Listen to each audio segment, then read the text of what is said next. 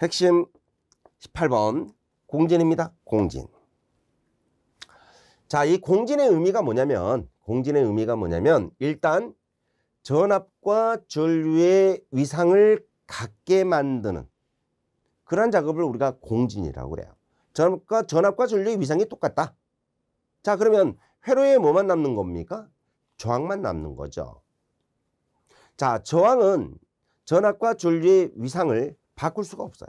저항 자체의 위상이 없기 때문에.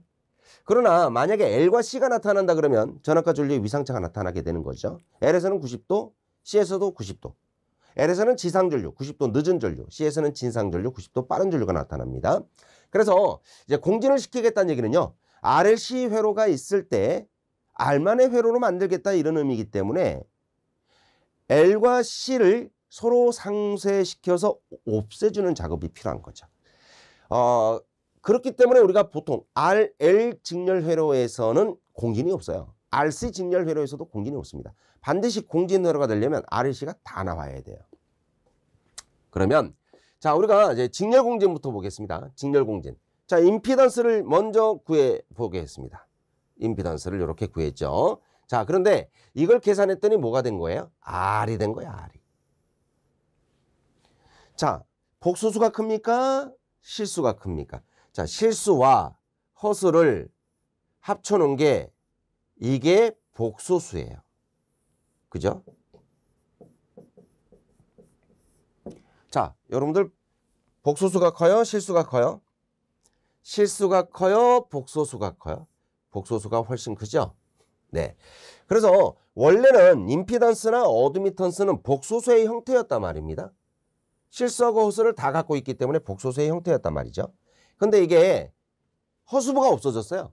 이 허수부를 없애가지고 결국은 실수만 남게 한 거죠. 그래서 임피던스가 최소가 된 겁니다. 최소 임피던스로 바꾸는 게 공진 작업이에요.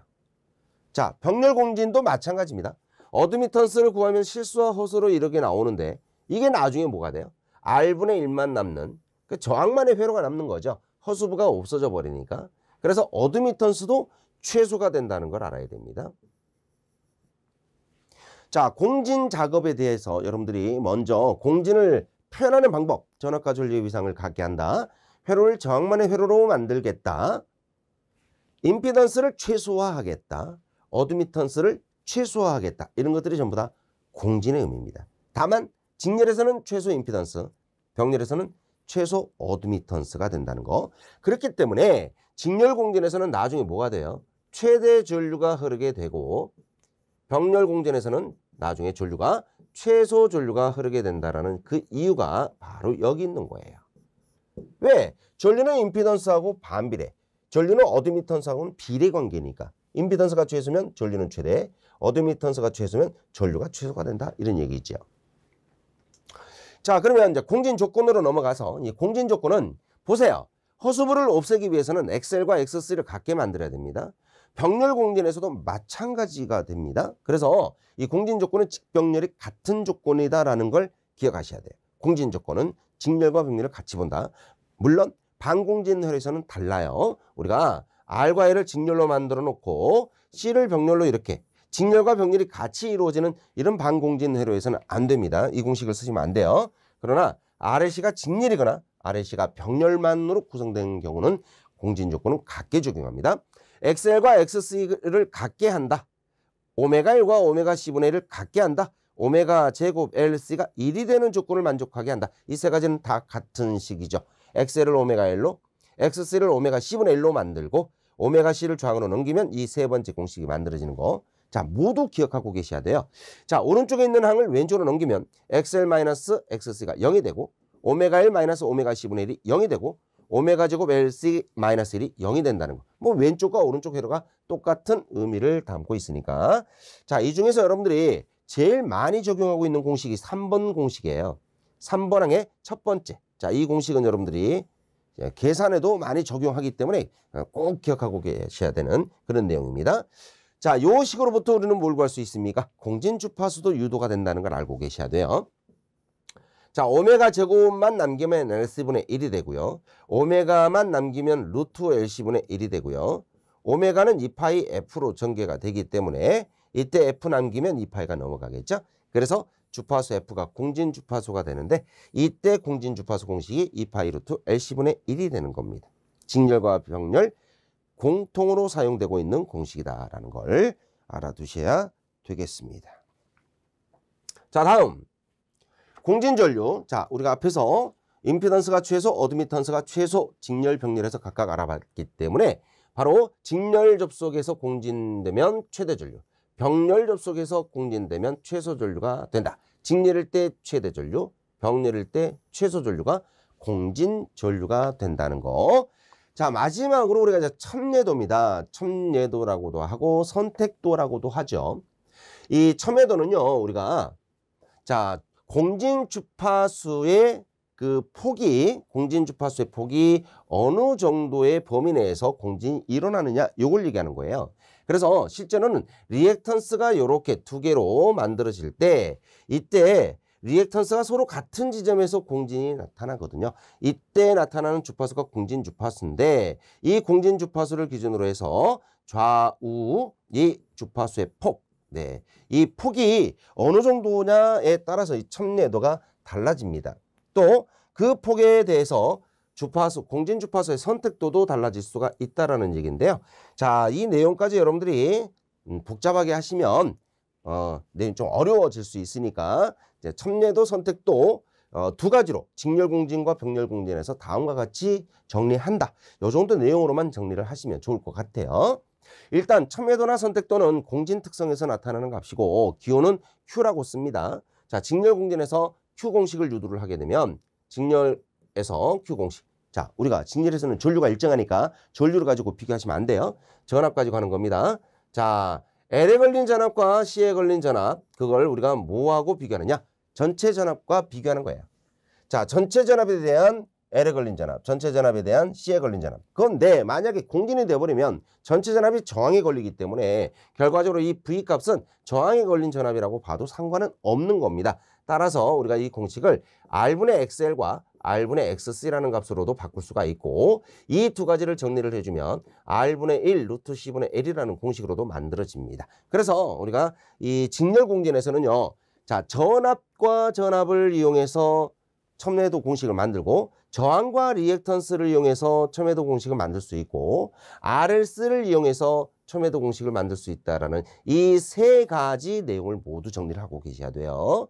자, V분의 VL, V분의 VC, R분의 XL, R분의 XC, 마지막으로 R분의 1, 루트 C분의 1. 자, 이 내용은 주로 계산 문제로 적용이 돼요. 이 공식은요. 자, 첫 번째가 전압 확대비라는 의미로 설명이 가능하고요. V분의 VL, V분의 VC가 전압 확대비입니다. 그 다음에 두 번째, 저항에 대한 리액턴스의 B가 바로 이 두 번째죠. R분의 XL, R분의 XC가 바로 저항에 대한 리액턴스의 B가 된다. 자, 첫 번째는 전압 확대비, 두 번째가 저항에 대한 리액턴스의 B다. 이렇게 설명이 되는 겁니다. 자, 병렬 공진에서는 이제는 전압을 전류로 바꾸게 되는 거예요. 그래서 Q가 I분의 IL, I분의 IC. 자, L에 흐르는 전류하고 C에 흐르는 전류가 같게 되면 공진이 일어납니다. 자, 여기서 이 전류 I는 전체 전류일 수도 있고 저항에 흐르는 전류일 수도 있습니다. 왜? 공진이 되면 저항만 남게 되니까 그런 거죠. 자, 이걸 우리가 식을 풀면 XL분의 R과 XC분의 R로 바뀝니다. 역수로 바뀝니다. 네, 직렬 공진과 병렬 공진의 첨예도는 역수로 바뀝니다. 자, 역수로 바뀌기 때문에 마지막 공식도 역수로 바뀝니다. R 루트 L분의 C로 바뀝니다. 자, 그렇게 해서 우리가 첫 번째는 전류 확대비라는 의미로 두 번째 리액턴스에 대한 저항의 B를 두 번째 공식으로, 그래서 첫 번째 공식은 전류 확대비, 두 번째 공식은 리액턴스에 대한 저항비, 이렇게 표현이 가능하다. 자, 첨예도. 자, 출제가 잘 됩니다. 이 병렬 공진, 직렬 공진 할 것 없이 나오는 게 많아요. 자, 임피던스가 어떻게 정리가 되고 어드미턴스가 어떻게 정리가 되고 또 전류가 어떤 특성 값으로 나오는가, 공진 조건의 식, 그리고 공진 주파수, 마지막으로 첨예도. 안 나오는 게 없습니다. 네, 지금까지 출제가 많이 됐던 내용들이니까 여러분들이 문제를 직접 많은 문제를 다뤄보면서 익히셔야 될 것 같아요. 그렇게 문제가 어렵지는 않을 겁니다. 자, 대표적인 문제 두 문제만 보도록 할게요. 예제 첫 번째. RLC 직렬 회로에서 전압과 전류가 동상이 됐다. 전압과 전류가 이렇게 위상이 같아지는 작업을 공진이라고 합니다.